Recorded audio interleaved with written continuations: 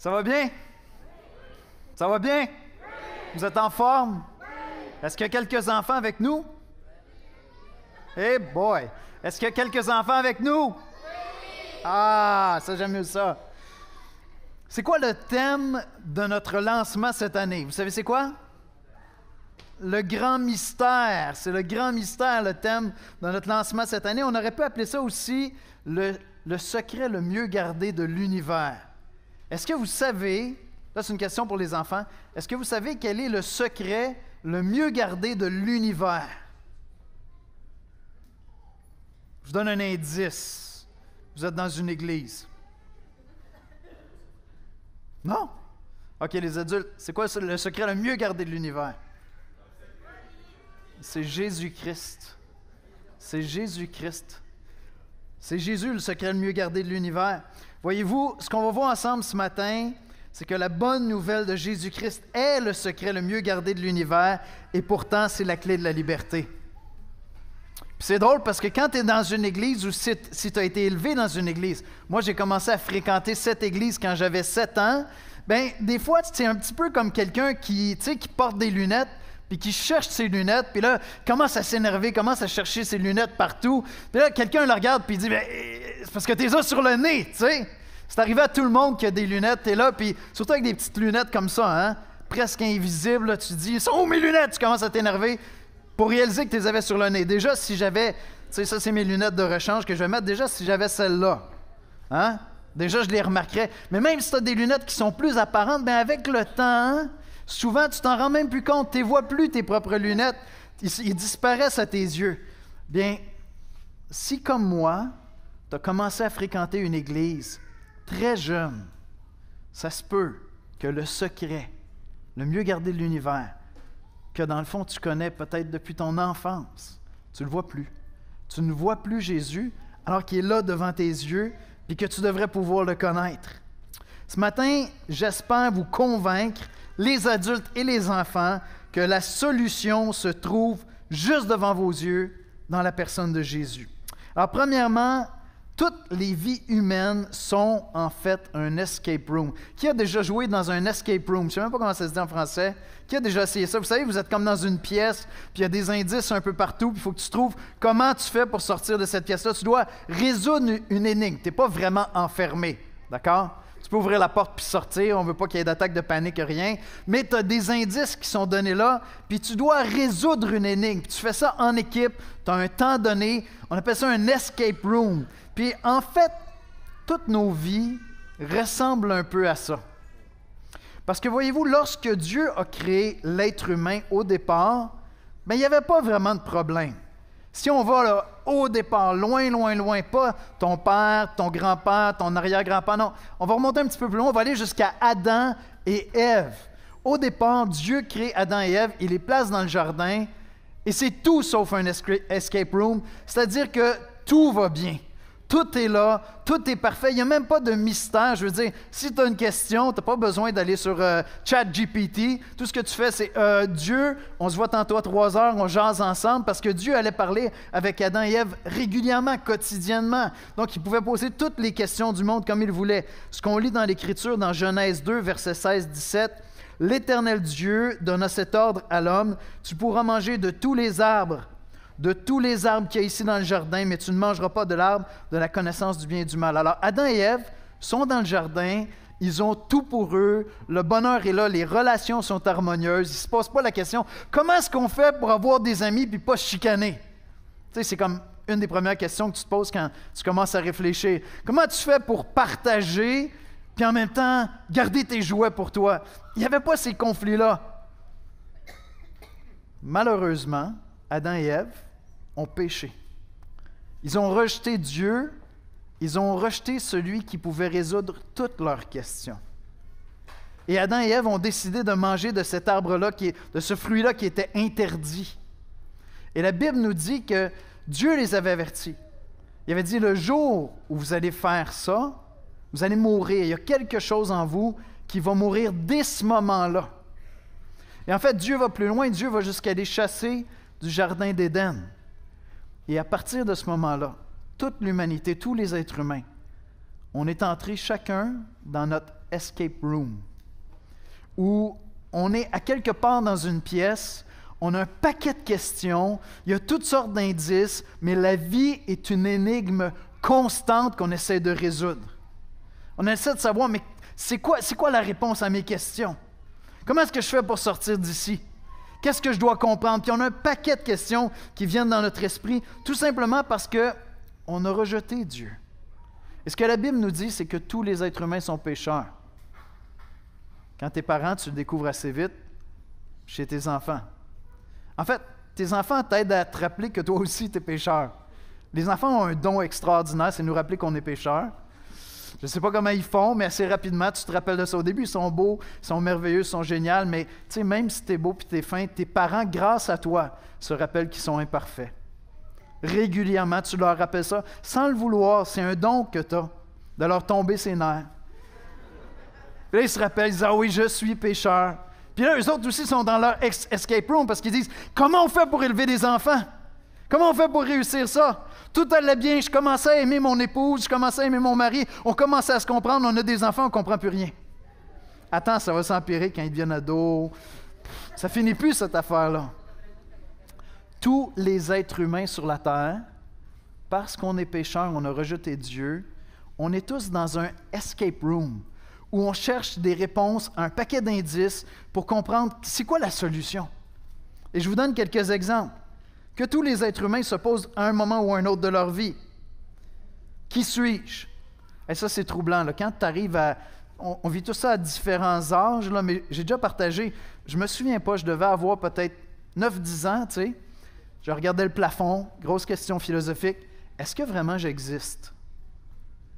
Quand ton cerveau commence à faire de l'abstraction, là, ça commence à faire peur, cette affaire-là.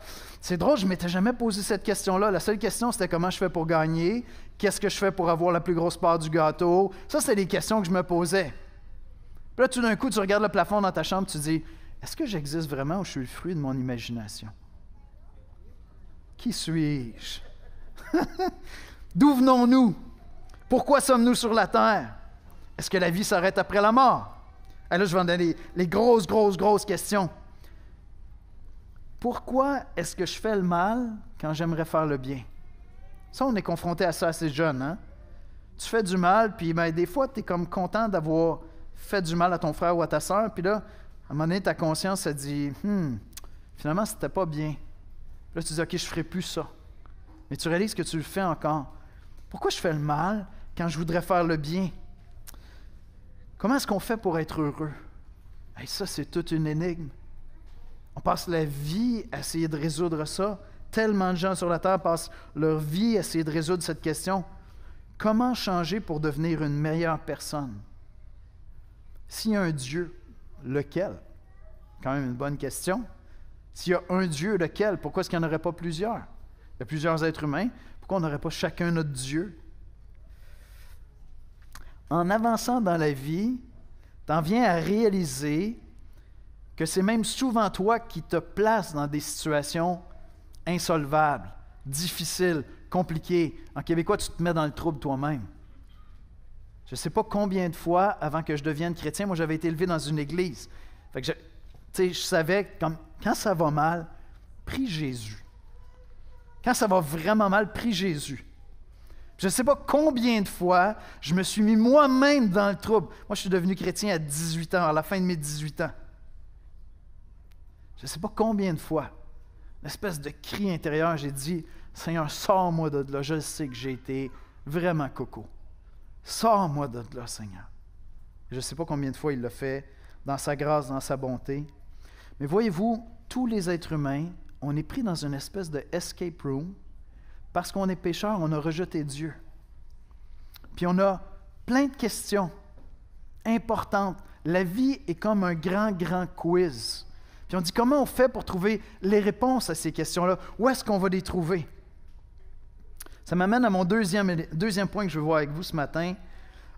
L'auteur des Chroniques de Narnia, C.S. Lewis. C'est lui qui a écrit, il me semble, et qui dit « Dieu est très négligent et il laisse traîner des indices de son existence un peu partout. » J'ai toujours aimé ça, cette image-là. Comme si Dieu, se ramassait pas, puis il laisse des indices du fait que c'est lui qui a créé l'univers. Hein? Tu regardes le soleil, puis tu dis, mais que c'est beau. C'est pas simplement utile, c'est magnifique, c'est beau. Tu prends un enfant dans tes bras, puis tu te dis, mes amis, quelle créature extraordinaire. Dieu est très négligent, laisse traîner partout toutes sortes d'indices de son existence. Et quand tu es dans un escape room, c'est ça que tu fais, tu cherches des indices. Des fois, ils sont là devant tes yeux, tu ne les remarques pas, tu commences à fouiller. Même c'est un travail d'équipe qu'on fait.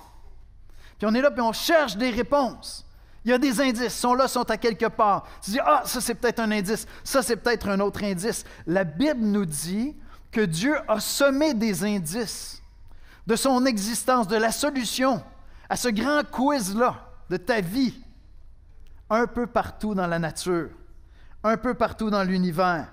On lit dans Romains 1, verset 20, « En effet, les perfections invisibles de Dieu, sa puissance éternelle et sa divinité se voient comme à l'œil nu depuis la création du monde, quand on les considère dans ses ouvrages. » Ce que Paul est en train de dire, c'est que quand tu considères tout ce qu'il y a autour de toi dans l'univers, que ce soit la nature, que ce soit les gens, que ce soit ce que les gens ont créé,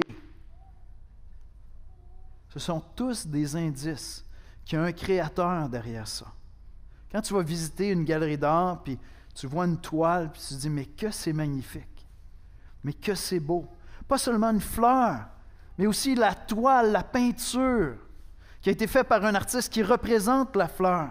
Puis tu vois à travers ça le processus créatif de ce peintre-là, puis tu te dis, mais c'est tellement beau, mais en même temps, c'est en train de parler de quelque chose d'existant qui est encore plus magnifique, qui est peut-être la toile d'un autre artiste, le Créateur. Et donc, Paul dit, tous les êtres humains ont à l'intérieur d'eux ce sentiment, s'ils veulent bien se taire un instant et contempler l'univers, il y a quelque chose en eux qui leur dit, il y a quelque chose de plus grand que moi.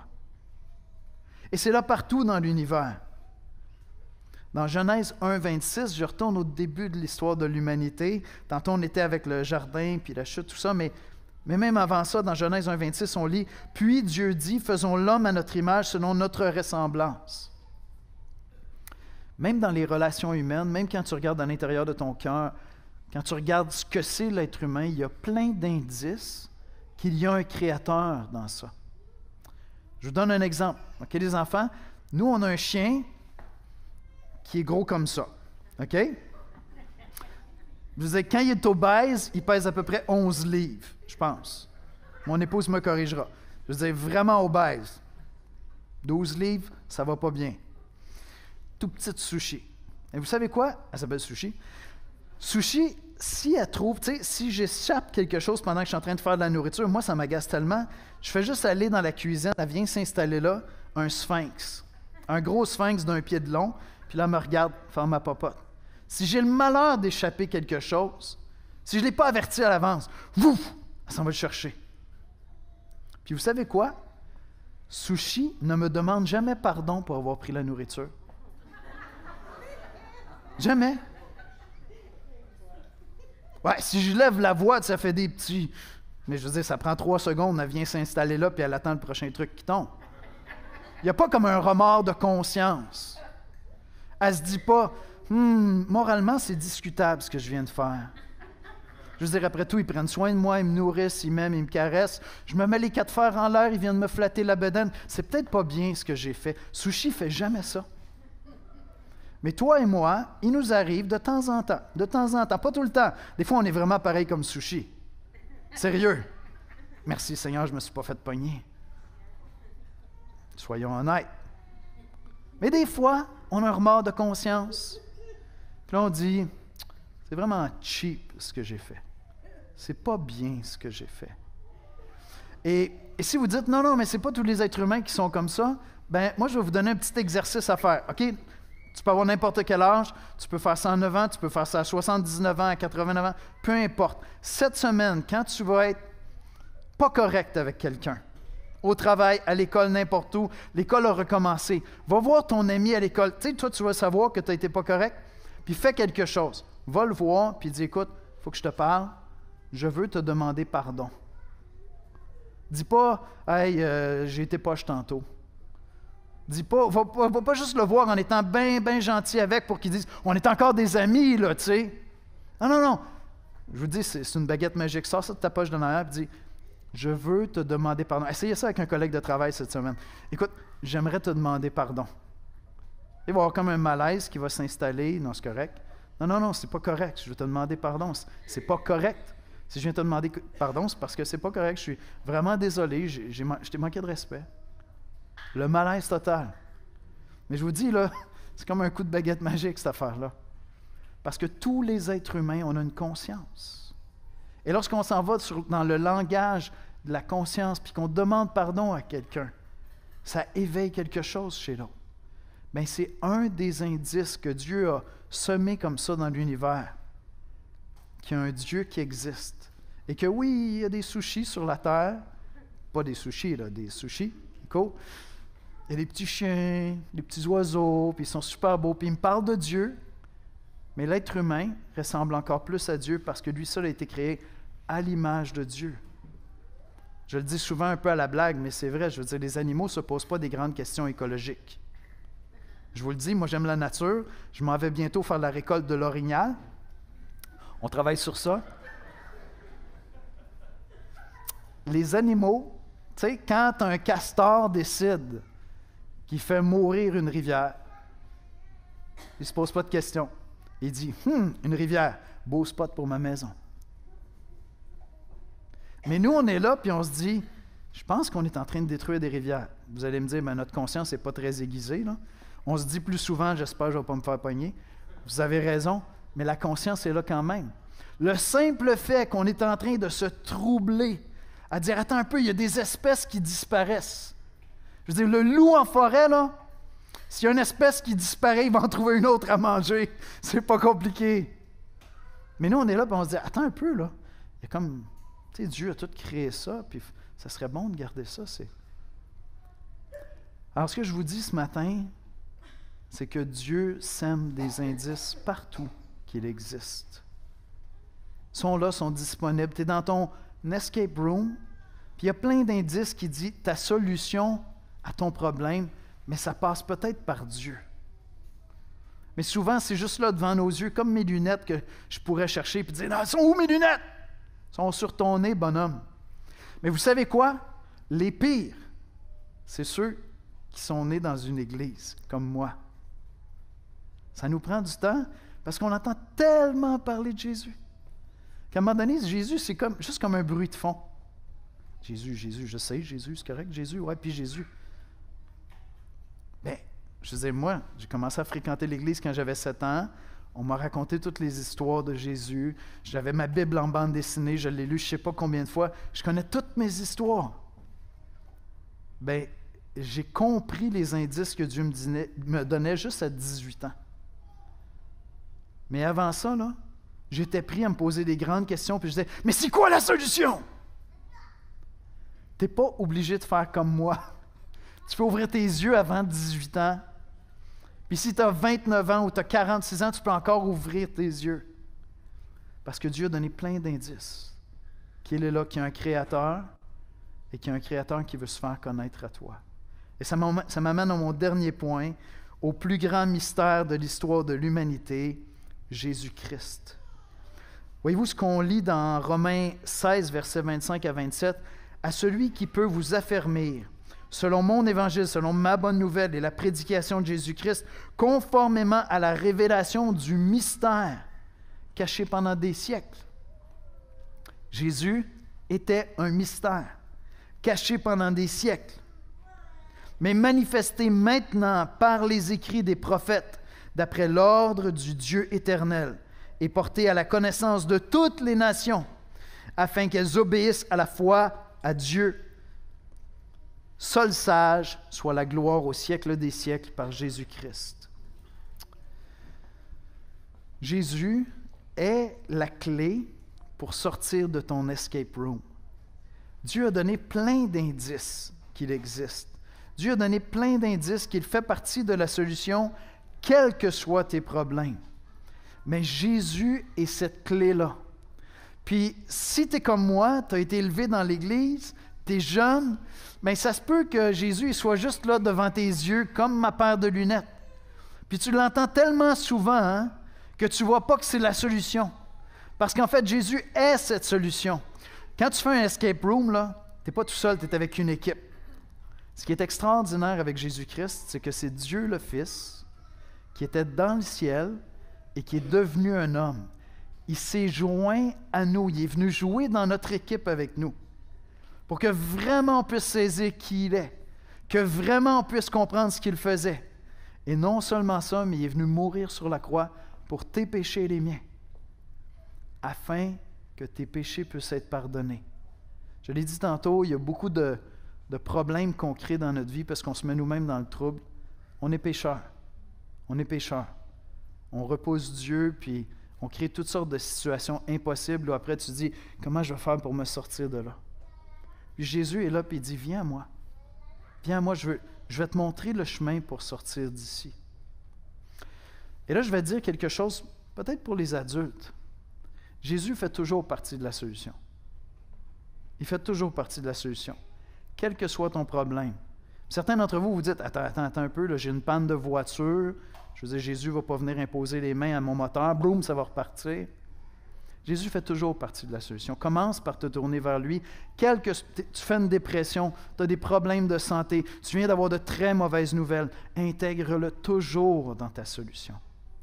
Les enfants, je vous raconte, il y a des années, j'essayais de me rappeler tout à l'heure, mon fils avait quel âge? D'après moi, il devait avoir à peu près 9 ans.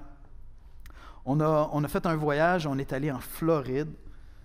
Vraiment un voyage de super béni. On est allé à Disneyland. Puis, il y avait beaucoup de monde. Puis moi, je suis très, très papa-poule. On s'était vraiment tout organisé pour ne pas perdre les enfants pendant qu'on était en train de marcher dans la foule. Mais quand tu dis une foule, il y a une foule. C'est immense, c'est grand. Puis tu ne veux pas perdre ton enfant là-dedans. On avait des walkie-talkies, on était tout équipés pour ne pas perdre les enfants. En plus de ça, tout le monde parle en anglais. Mon fils n'était pas bilingue à l'époque. Qu'est-ce qu'on fait si on le perd? Puis à un certain moment donné, dans la foule, je me tourne vers mon épouse puis je dis, où est Bastien? On ne trouvait pas Bastien. On s'est mis à paniquer, on a les walkie-talkies, OK, on s'éparpille, puis on commence à chercher Bastien. Et Dieu merci, quelques minutes plus tard, on voit la petite tête blonde qui s'en venait, calmement, qui est en train de chercher ses parents, qui est en train de marcher. Puis quand on est allé voir Bastien, on lui a dit, ça va, oui. Qu'est-ce que tu as fait lorsque tu as vu que tu étais perdu? Qu'est-ce qu'il a fait? Il a prié. Il a dit, Seigneur, aide-moi à trouver mes parents. Tournez-vous toujours vers Jésus, quelle que soit la situation. Commencez par vous tourner vers lui. Après, ça se peut qu'il envoie plein de gens pour vous aider dans une situation très concrète. Sébastien ne nous avait pas trouvés, il savait. Tu vas voir les messieurs en uniforme, tu vas voir les madames en uniforme, puis tu poses des questions. Ils vont t'aider à nous trouver. Mais la première chose qu'il avait fait, c'est de prier Jésus. Aide-moi à trouver mes parents. Je vais inviter les musiciens à venir me rejoindre en avant. Quand tu joues dans un escape room, il y a des indices partout.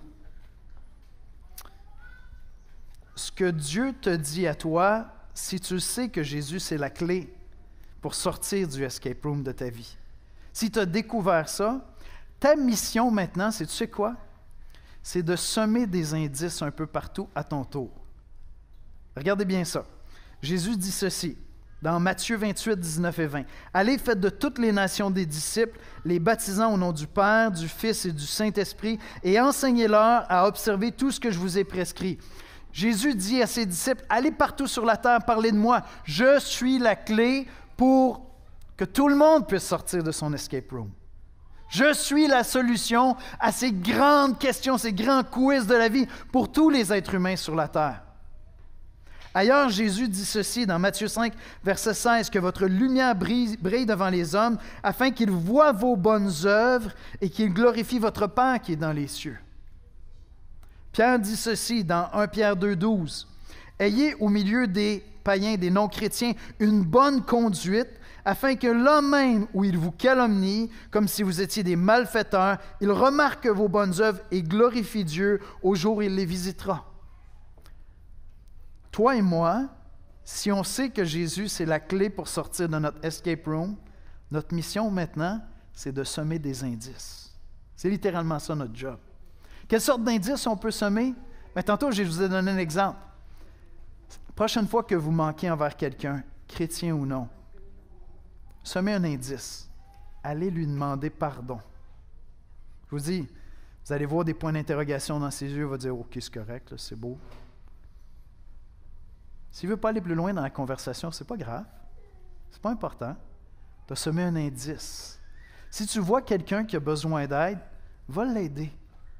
Il y a une situation à la maison où tu vois que quelqu'un est fatigué, va juste le voir et lui dire « Est-ce que je peux faire quelque chose pour t'aider? » Et tu es en train de semer des indices. Parce qu'éventuellement, cette personne-là va te dire « Explique-moi pourquoi tu agis ainsi. » Ou simplement, un des indices que je préfère semer, c'est celui-là. Ça te dérangerait-tu que je prie pour toi? Je sais que tu as un fardeau. J'aimerais ça prier pour ça. J'ai fait ça avec une amie, il y a quelques mois. Je lui ai dit, écoute, je prie pour toi, je sais que c'est pas facile, la situation, elle a une entreprise, tout ça, puis c'est difficile. Puis j'ai dit, écoute, je prie pour toi. Puis il y a quelqu'un qui est décédé là-bas. Et là, elle m'a téléphoné il y a quelques semaines pour me dire, parce qu'elle sait que je prie, j'avais semé mon indice. Elle m'a dit, est-ce que tu viendrais faire un service funéraire? Juste pour souligner, honorer la mémoire de cette personne-là, on ne savait pas vers qui se tourner. Puis il me demande à moi, parce que j'ai semé un indice. Je ne sais pas si tu as trouvé des solutions à ton escape room, mais je te dis, tu es dans un escape room. Et il y a plein de questions qui vont venir. Plus tu vas avancer dans la vie, plus tu vas avoir des questions. Il va y avoir des quiz difficiles qui vont se présenter. Tu vas te dire, mais c'est quoi la solution? Elle est peut-être juste là devant tes yeux. Si tu entends l'Évangile, la bonne nouvelle de Jésus-Christ depuis ton enfance, elle est peut-être juste là devant tes yeux. Et la bonne nouvelle dans tout ça, c'est que tu as toute une équipe ici pour t'aider à trouver la solution. Parce que c'est ça l'Église. C'est ça le lancement des exploits. C'est toute l'Église qui fait équipe ensemble pour aider nos enfants à trouver la solution, tôt dans leur vie, ou plus tard encore. Mais on est toute une équipe ensemble. Et ça se peut que tu vives des choses, même une fois que tu es chrétien, tu vas en vivre plein de quiz, plein de difficultés, où tu te dis, mais c'est quoi la solution? Je ne la trouve pas. Il y a toute une équipe avec toi. On est tous ensemble dans ça. Va voir un frère, va voir une sœur dans l'église, va lui dire, écoute, je suis pris avec ça, je le sais, tu vas me dire c'est Jésus, mais je ne trouve pas comment il rentre dans le puzzle, je ne sais pas comment le rentrer dans le casse-tête, je ne sais pas comment ça fonctionne ici, Jésus. Va voir un frère, va voir une sœur, on est tous ensemble. Puis on essaie tous de trouver la solution. Et je vous dis, la clé, le secret le mieux gardé, c'est Jésus-Christ. Amen? On va prier ensemble. Seigneur Jésus, on vient dans ta sainte présence ce matin avec simplicité pour souligner que tu es le grand mystère. Tu es le secret le mieux gardé de l'univers. L'Occident, le Canada entend parler de toi depuis maintenant des siècles, Seigneur. Tellement que tu es comme un bruit de fond, comme une paire de lunettes qu'on a oubliées. On ne te voit plus, pourtant tu es là sur notre nez. Et c'est encore plus vrai pour nous qui sommes dans l'Église, qui venons à l'Église depuis des années. Et on ne réalise pas que tu es cette solution, Jésus. On ne te voit plus comme la paire de lunettes sur mon nez. Je te prie ce matin, à travers nos chants, notre louange, à travers cette célébration, Seigneur, viens et que nous puissions te voir. Qu'on puisse avoir le réflexe cette semaine de se tourner vers toi comme mon fils qui était perdu dans la foule. Qu'il n'y avait pas d'autre remède que de dire « Aide-moi, Seigneur, je suis perdu, j'ai besoin de trouver mes parents, c'est trop grand pour moi, je ne sais pas comment me sortir de cet escape room. » Et Seigneur, donne-nous de vivre ça en équipe, avec nos enfants, avec les parents, avec les explos, avec les ateliers, avec les frères et sœurs. Parce qu'on est une communauté, Seigneur, qui avons toutes sortes de mystères, de quiz comme ça dans nos vies, et on a besoin de comprendre comment tu es cette solution, Jésus, pour nous. C'est en Jésus-Christ qu'on te prie. Amen. Amen.